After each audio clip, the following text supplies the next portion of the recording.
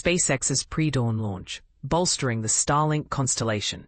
In a predawn launch from Cape Canaveral Space Force Station, SpaceX successfully deployed 28 V2 mini-satellites into low Earth orbit, further expanding its Starlink satellite constellation.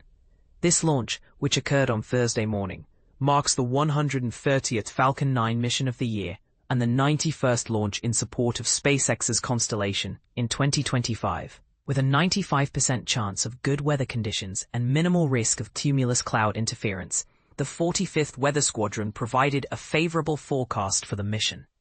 The Starlink 1052 mission, launched at 5:27 a.m. EDT, 0927 UTC, utilized the Falcon 9 rocket and the Space Launch Complex 40.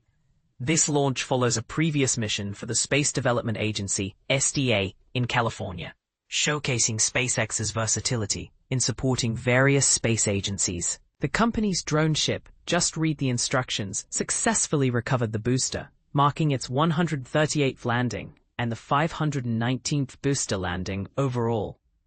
This launch is part of SpaceX's ongoing efforts to enhance its Starlink network, which currently consists of 8,600 satellites in low Earth orbit.